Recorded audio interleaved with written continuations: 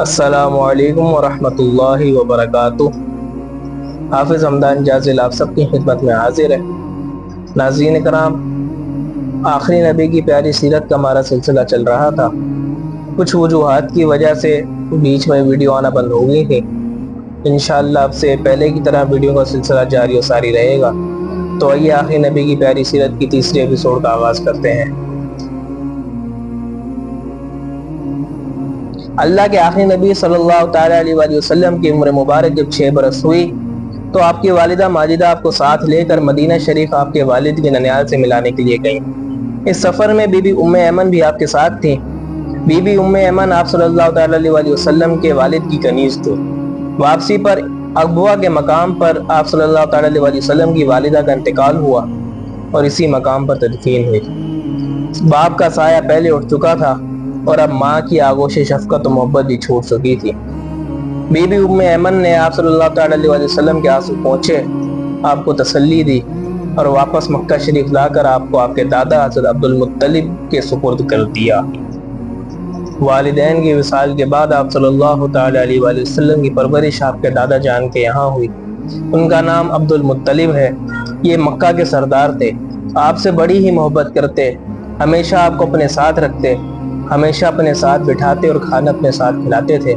صحن کعبہ میں ان کے بیٹھنے کے لیے ایک تخت رکھا جاتا، کسی بڑے سے بڑے آدمی کی مجال نہ ہوتی کہ وہ ان کے تخت پر قدم بھی رکھتا، مگر جب اللہ کے آخری نبی صلی اللہ تعالی علیہ وسلم تشریف لاتے تو بلا جھجک اپنے دادا جان کی جگہ پر بیٹھنے کے لیے آگے بڑھ جاتے۔ جب آپ صلی اللہ تعالی علیہ وسلم کی عمر مبارک 8 برس ہوئی تو آپ کے دادا جان کا بھی انتقال ہو گیا۔ دادا جان کی وصال کے بعد آپ کی پرورش آپ کے چچا ابو طالب کے یہاں ہوئی۔ آپ صلی اللہ تعالی علیہ وسلم کے بچپن کے متعلق ابو طالب کا کہنا ہے کہ میں نے کبھی نہیں دیکھا کہ آپ صلی اللہ تعالی علیہ وسلم نے کسی وقت کوئی جھوٹ بولا ہو، یا کبھی کسی کو دھوکہ دیا ہو، یا کسی کو کوئی تکلیف پہنچائی ہو، یا بےہودہ بچوں کے ساتھ کھیلنے کے لیے گئے ہوں، یا کبھی خلاف تہذیب بات کی ہو۔ ہمیشہ خوش اخلاق، اچھی عادتوں والے، نرم گفتار، بلند کردار، اعلیٰ درجے کے پارسا اور پرہیزگار رہے۔ آپ صلی اللہ تعالی علیہ وسلم 8 سال کی عمر میں اپنے چچا ابو طالب کے گھر ان کی حفاظت میں آئے تو یہاں بھی خیر و برکت کی بارشیں ہونے لگیں۔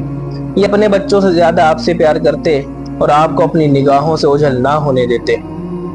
ابو طالب کا کہنا ہے کہ سرکار علیہ السلام سے پہلے جب بھی میرے بچے کھانا کھاتے تو کسی کا پیٹ نہ بھرتا تھا، لیکن جب سے آپ صلی اللہ تعالی علیہ وسلم ان کے ساتھ کھانا تناول فرمانے لگے ہیں تو سب کا پیٹ بھر جایا کرتا ہے۔ اسی لیے جب بھی میں اپنے بچوں کو کھانا دینا چاہتا تو کہتا رک جاؤ، پہلے میرے بیٹے محمد صلی اللہ تعالی علیہ وسلم کو آنے دو۔ اسی طرح جب بھی دودھ پلانے کا ارادہ ہوتا تو پہلے محمد صلی اللہ تعالی علیہ وسلم کو پلایا جاتا۔ اگر اس کے بیٹوں میں سے پہلے کوئی پی لیتا تو سارا برتن اکیلے ہی ختم کر دیتا۔ یہ دیکھ کر ابو طالب کہتے کہ اے محمد صلی اللہ تعالی علیہ وسلم، تمہاری برکتوں کا کیا کہنا۔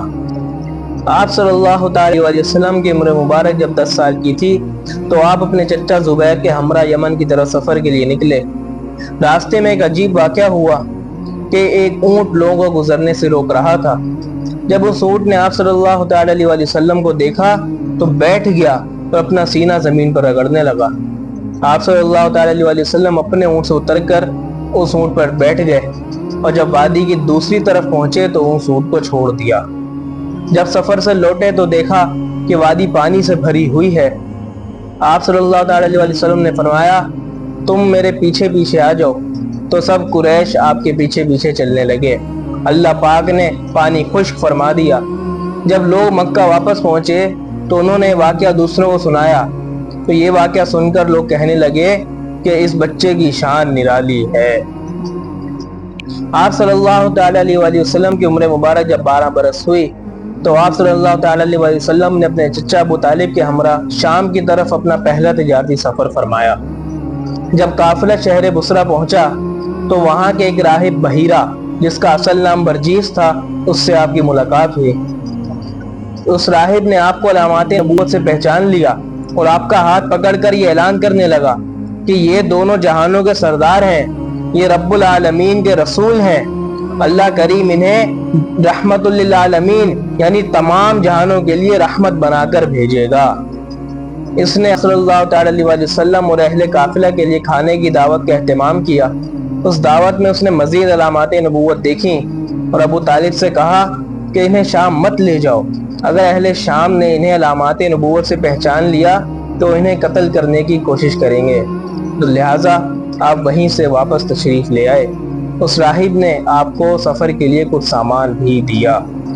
اللہ کے آخری نبی صلی اللہ تعالی علیہ وسلم تجارت کی غرض سے کئی سفروں پر تشریف لے گئے۔ جب آپ صلی اللہ تعالی علیہ وسلم کی عمر 10 برس ہوئی تو آپ نے اپنے چچا زبیر بن عبد المطلب کے ہمراہ یمن کا بھی تجارتی سفر فرمایا۔ آپ صلی اللہ تعالی علیہ وسلم نے حضرت خدیجہ رضی اللہ تعالی عنہ کے لیے جو تجارتی سفر کیے ہیں ان میں سے 2 یمن کی طرف بھی ہیں۔ چنانچہ روایت میں ہے کہ حضرت خدیجہ رضی اللہ تعالی عنہ نے آپ کو 2 مرتبہ جرش، یمن کے مقام کو کہتے ہیں، اس کی طرف تجارت کے لیے بھیجا، اور ان میں سے ہر سفر ایک اونٹنی کے عوض تھا۔ شہر زبید کا ایک شخص اپنا مال بیچنے شہر مکہ میں آیا۔ عاص بن وائل نامی ایک سے مال خریدا مگر قیمت نہ دی۔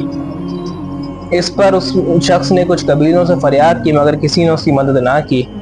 پھر وہ جبل ابی قبیس پر چڑھ گیا اور لوگوں سے فریاد کرنے لگا۔ اس پر مکہ کے کچھ اصلاح پسند لوگوں نے ایک تحریک چلائی اور قریش کے تمام بڑے بڑے سرداران عبداللہ بن جدعان کے گھر پر جمع ہوئے۔ وہاں نبی کریم صلی اللہ تعالی علیہ وسلم کے چچا زبیر بن عبد المطلب نے یہ رائے پیش کی کہ ہمیں باہمی معاہدہ کرنا چاہیے۔ تو قریش کے تمام سرداران نے معاہدہ کیا کہ ہم بے امنی کا خاتمہ، غریبوں کی امداد، مسافروں کی حفاظت اور ظالم کا محاسبہ کریں گے۔ وہاں آپ صلی اللہ تعالی علیہ وسلم بھی موجود تھے۔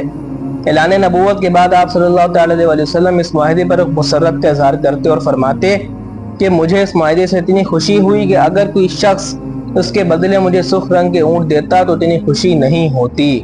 اگر آج بھی اس معاہدے کے تحت کوئی شخص مجھے مدد کے لیے پکارے تو میں اس کی مدد کے لیے تیار ہوں۔ اس معاہدے کو حلف الفضول کے نام سے موسوم کیا گیا۔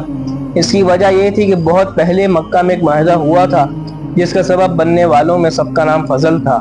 اسی وجہ سے اس معاہدے کا نام حلف الفضول یعنی ان چند لوگوں کا معاہدہ جن کا نام فضل تھا۔ تو ناظرین کرام، یہ رسول اللہ صلی اللہ تعالی علیہ وسلم کے لڑکپن کے کچھ واقعات تھے۔ اللہ پاک سے دعا ہے کہ اللہ پاک ہمیں بھی آپ صلی اللہ تعالی علیہ وسلم کی سیرت کو پڑھنے، سمجھنے اور اس پر عمل کرنے کی توفیق عطا فرمائے۔